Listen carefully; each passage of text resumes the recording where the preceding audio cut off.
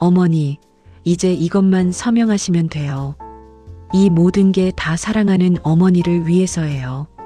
며느리 지영의 목소리는 꿀처럼 달콤했다. 그녀의 손에 들린 서류 뭉치와 그 위에 놓인 빨간 도장이 마치 승리의 깃발처럼 보였다. 나는 조용히 돋보기를 들어 서류를 살폈다. 토지 및 건물 공동명의 이전 신청서라는 글자가 선명하게 눈에 박혔다. 내가 서명하면 지난 50년간 내 손때가 묻은 이 한옥과 건물은 이제 온전히 지영과 아들의 소유가 될 터였다. 나는 아무 말 없이 펜을 들었다. 며느리의 입가에 만족스러운 미소가 번졌다. 그토록 간절히 바라던 순간이었다. 그녀의 눈에는 욕망이 가득했지만 그 욕망은 나에 대한 깊은 애정으로 위장되어 있었다. 지영은 나를 챙긴다는 명분으로 3개월 동안 매일같이 직접 다렸다는 한약을 내게 먹였다. 그 약을 마실 때마다 몸은 점점 쇠약해졌고 이제는 숟가락 하나 들 힘조차 없었다. 이게 다 누구 덕분인데? 어머니, 이제 편하게 쉬시기만 하면 돼요. 제가 다 알아서 할게요. 그녀의 속삭임은 마치 비수가 되어 심장을 찔렀다. 나는 고개를 들어 지영을 똑바로 바라보았다. 그동안 그녀의 온갖 가식과 위선에 속아 넘어간 내 모습이 떠올라 가슴이 미어졌다. 그리고 나는 펜을 내려놓고 입을 열었다. 지영아, 너 정말 이 한옥이 그렇게 갖고 싶었니? 너의 그 검은 욕심 때문에 나를 죽이려 했으면서. 순간 지영의 얼굴에서 모든 미소가 사라졌다. 그녀의 눈이 흔들렸다. 그토록 완벽하게 숨겨왔던 가면이 내 한마디에 산산조각 나는 순간이었다. 그날 오후 나는 이 세상에서 가장 차가운 복수를 시작했다. 나는 세상에 둘도 없는 행복한 시어머니였다. 아들 재미는 무뚝뚝하지만 속정이 깊었고 며느리 지영은 친딸처럼 살갑게 나를 챙겼다. 주변 이웃들은 어머니는 전생에 나라를 구했나 봐요라며 부러워했다. 특히 지영의 효심은 온 동네에 소문이 자자했다.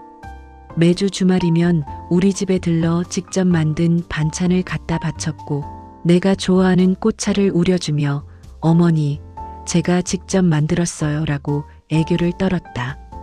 그럴 때마다 아들은 멋쩍은 표정으로 웃었지만 나는 내심 자랑스러웠다. 그러던 어느 날 지영이 한의원에서 직접 다려온 한약을 내게 건넸다. 어머니, 제가 어머니 기력이 약해지신 것 같아서 한의원 가서 최고급 약재로만 다려왔어요. 이 약만 드시면 무릎 아픈 것도 사라지고 잠도 편히 주무실 수 있을 거예요. 나는 그녀의 정성에 감동하여 눈물까지 글썽였다. 며느리에게 고마운 마음을 표현하고 싶어 지영에게 용돈을 두둑이 쥐어줬다.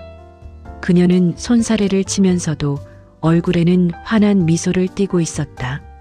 그렇게 한 달이 지났다. 나는 매일 아침 저녁으로 며느리가 준 한약을 꼬박꼬박 챙겨 먹었다. 그런데 이상하게도 한약을 마시면 마실수록 몸이 점점 무기력해지는 기분이었다. 처음에는 명현현상이겠거니 생각하며 대수롭지 않게 넘겼다. 하지만 시간이 지날수록 증상은 더욱 심해졌다. 밤에는 식은땀을 흘리며 잠을 설쳤고 아침에 일어나면 온몸에 기운이 빠져 일어설 힘조차 없었다. 급기야 집안의 계단을 오르다가 다리에 힘이 풀려 넘어질 뻔한 아찔한 순간도 있었다. 그때 아들이 달려와 나를 부축했다.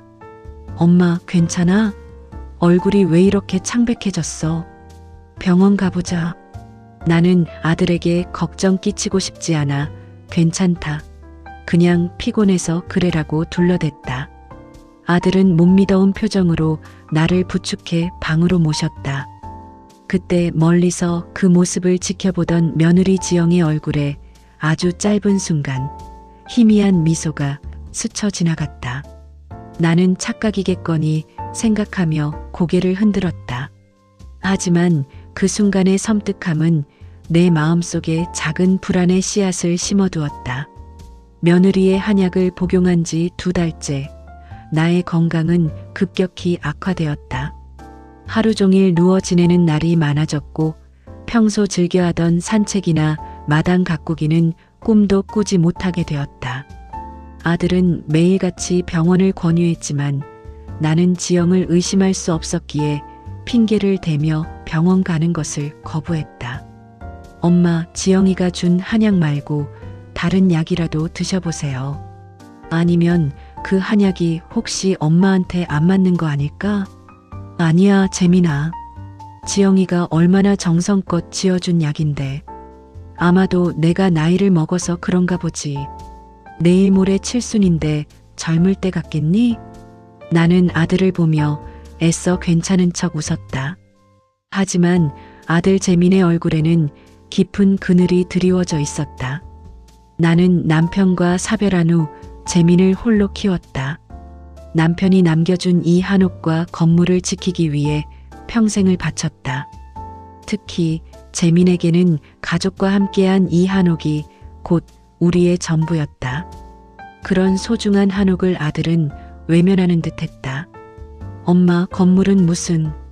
건물은 나중에 생각하고 일단 엄마가 건강해야지.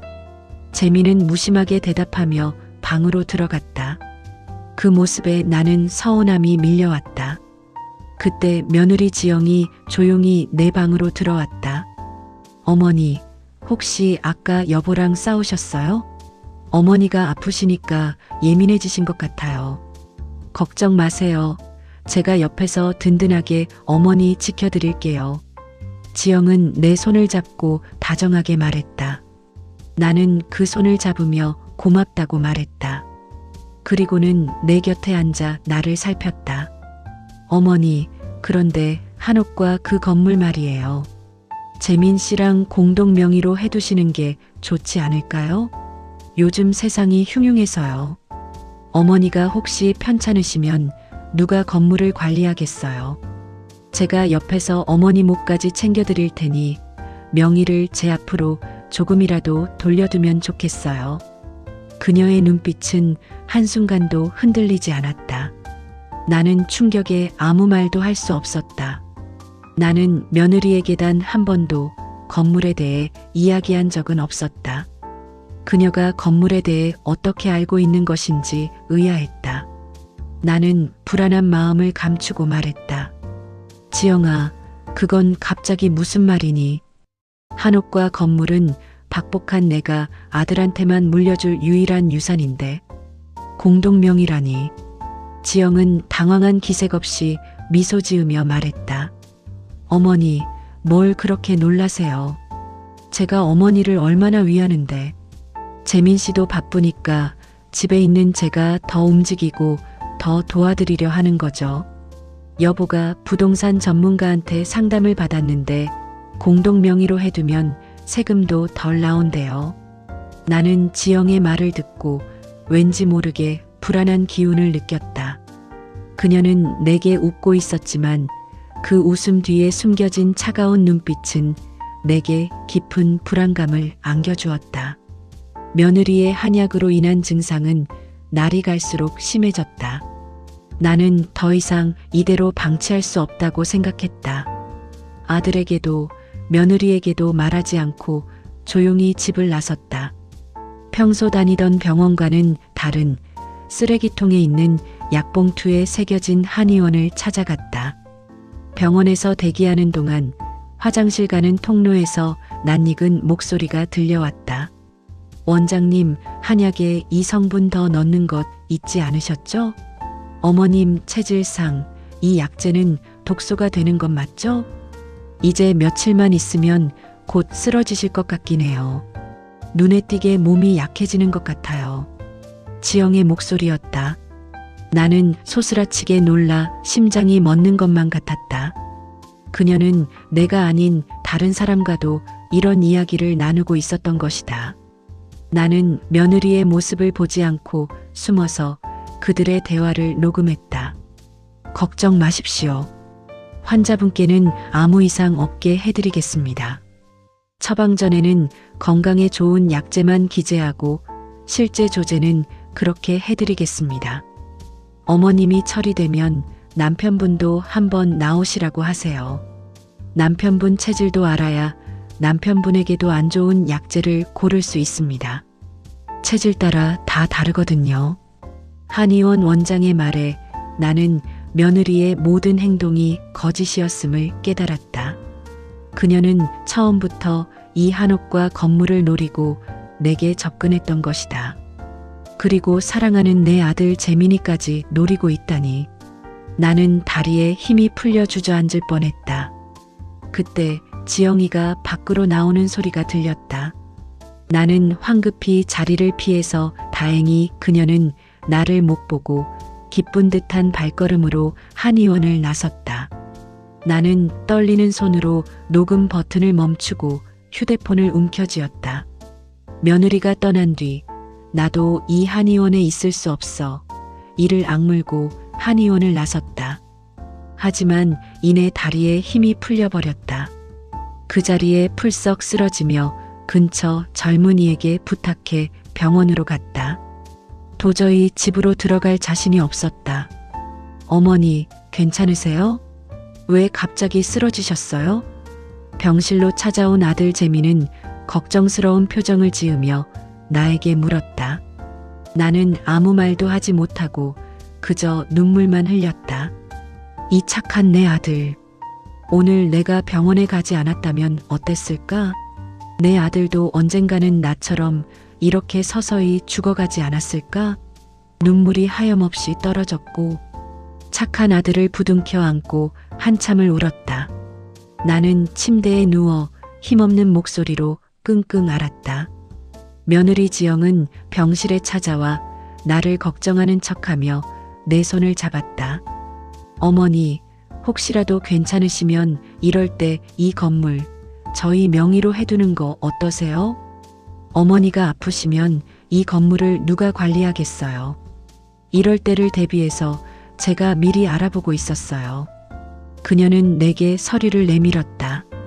나는 힘없는 손으로 서류를 잡았다. 그래 지영아, 내가 이렇게 나를 생각해 주는데 내 건물 내게 주마. 나의 말에 지영의 얼굴에 미소가 가득 찼다. 그녀는 서둘러 서류를 내밀며 나에게 서명을 재촉했다. 나는 힘겹게 펜을 잡고 서명하는 척했다. 그리고는 며느리의 눈을 피해 아들 재민에게 몰래 녹음된 파일을 건넸다. 재민아, 이 녹음 파일을 들어봐. 그리고 엄마의 부탁을 하나만 들어주겠니? 아들은 의아한 표정으로 녹음 파일을 들었다. 잠시 후 그의 얼굴은 충격으로 굳어졌다. 그는 녹음 파일을 들으며 분노에 떨고 있었다. 우리 착한 아들조차 눈에 불꽃이 튀었다. 시시각각 얼굴은 파랗게 질려갔으며 또 어떠한 결연한 의지가 담긴 듯한 표정을 지어갔다. 아들의 눈을 보고서 다행히 나는 안도했다. 한 번에 이 모든 놀라운 사실을 믿어줘서 정말 다행이다. 우리 아들. 엄마, 이럴 수가. 지영이가. 이게 진짜야? 엄마 너무 미안해. 아들은 믿기지 않는다는 듯 나를 바라보았다. 나는 힘없는 미소를 지으며 말했다. 엄마가 너한테 얘기해봤자 너는 내 와이프 편만 들었잖아. 엄마는 이 모든 것을 직접 보여주고 싶었단다. 아들은 고개를 떨구고 눈물을 흘렸다. 나는 아들에게 내 복수 계획을 설명했다. 재민아, 내일 변호사 사무실에서 지영이를 만나자. 그리고 내가 이 모든 진실을 밝혀주면 돼. 엄마의 마지막 부탁이야. 재민은 나의 복수 계획에 동참하기로 했다. 다음 날 나는 지영과 함께 변호사 사무실로 향했다. 나는 지영과 함께 변호사 사무실에 도착했다. 지영의 얼굴에는 설렘과 기대감이 가득했다. 그녀는 변호사에게 어머니가 건물을 저에게 주신대요라고 말했다. 변호사는 그런 지영을 보며 미소를 지었다. 네, 서류는 다 준비되었습니다. 서명만 하시면 됩니다. 변호사가 건넨 서류는 한옥과 건물명의 이전 동의서였다.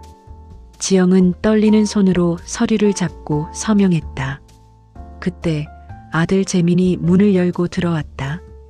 그의 손에는 한약 샘플과 함께 건강검진 결과서가 들려 있었다. 지영아, 이게 다 무슨 짓이야? 내가 한약을 성분 분석 의뢰했는데 어머니 건강을 해치는 독성분이 나왔대. 왜 그랬어? 정말 건물 때문이야? 아들의 질문에 지영은 당황한 표정으로 아무 말도 하지 못했다. 그녀의 얼굴은 순식간에 하얗게 질렸다. 아니, 그게 여보 오해예요. 갑자기 무슨 소리 하는 거야? 오해? 그럼 이게 오해라는 거야? 아들은 녹음된 파일을 재생했다. 지영과 한의원 원장의 목소리가 사무실에 울려 퍼졌다. 원장님, 이 약 먹는 동안 어머님 몸에 기운 빠지게 하는 약재, 정확히는 곧 쓰러질 수 있는 약재 좀 더 넣어주세요.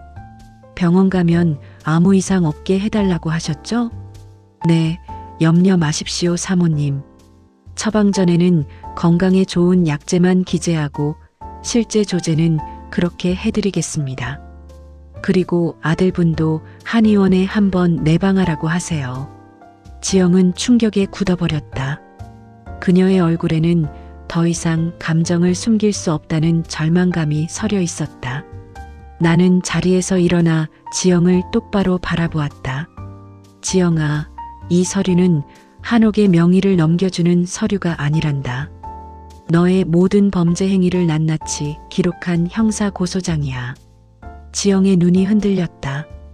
그녀는 내가 내민 서류를 보고 경악했다. 서류에는 사기 및 존속살해 미수죄라는 글자가 선명하게 박혀 있었다. 며칠 후 며느리 지영은 모든 것을 잃고 집을 떠났다. 그녀는 감옥에 가서 평생 후회하며 살게 될 터였다. 그녀는 자신이 뿌린 씨앗이 결국 자신에게 돌아왔다는 사실과 자신의 어리석음을 깨달았지만 이미 너무 늦었다. 아들 재민은 모든 진실을 알게 된 후 나에게 무릎 꿇고 용서를 구했다. 엄마, 제가 미련했어요. 지영이가 저에게도 어머니를 위한 일이라고 속였어요. 나는 눈물을 흘리며 아들의 손을 잡았다. 재민아, 괜찮다. 이제야 모든 진실을 알게 되었으니 됐다. 엄마는 내가 며느리의 거짓말에 속았다는 걸 알았다. 우리 착한 아들, 우리 이 모든 것을 함께 이겨내보자. 나는 한약으로 인해 쇠약해진 몸을 치료하기 시작했다. 그리고 내가 50년 동안 지켜온 한옥을 공동 명의로 만들기로 했다. 하지만 그 대상은 며느리가 아닌 어려운 이웃을 돕는 마을 사랑 재단이었다. 지영의 욕심이 낳은 비극은 결국 더 큰 사랑과 나눔으로 승화되었다. 몇 년 후 나는 건강을 되찾고 예전처럼 활기찬 삶을 되찾았다. 아들 재민은 더 이상 무뚝뚝한 아들이 아니었다. 그는 매일같이 나에게 전화해 안부를 물었고 시간이 날 때마다 나를 찾아와 함께 산책을 했다. 엄마, 이제 건강하시니 얼마나 다행이에요. 지영이 일은 정말 죄송했어요. 앞으로 효도하면서 살게요. 괜찮다, 아들아. 이제 와서 그 일이 무슨 소용이니? 너도 나도 그 사건을 통해 많은 것을 배웠잖니. 이제는 우리 서로 믿고 살자. 나는 재민을 따뜻하게 안아주었다. 재민은 말없이 나를 안아주었다. 그는 며느리의 가식에 속아 어머니의 진심을 외면했던 자신의 모습을 반성하고 있었다. 엄마, 이제 이 한옥은 엄마의 전부가 아니에요. 엄마의 사랑과 나눔이 담긴 곳이에요. 나는 아들의 말에 고개를 끄덕였다. 나의 한옥은 이제 더 이상 개인의 소유물이 아니었다. 어려운 이웃에게 쉼터를 제공하고 아이들에게 꿈을 심어주는 따뜻한 공간이 되었다. 이 이야기는 겉만 번지르르한 가짜 효도, 사람의 탐욕이 얼마나 무섭고 어떤 비극을 낳는지, 그리고 진정한 가족의 사랑과 믿음이 무엇인지 우리에게 뼈아픈 교훈을 전한다. 결국 사람은 서로에게 관심과 진심으로 진실되게 대해야 하며, 또 그 이면을 볼 수 있는 현명함을 갖추는 것이 중요하다는 것을 다시 한번 되새기게 해준다. 재미있는 사연이나 감동적인 이야기가 궁금하신 분들은 구독과 좋아요 부탁드립니다. 주변에 재미있는 사연을 또 이어나갈 힘이 됩니다. 늘 감사드립니다. 행복한 하루 되세요.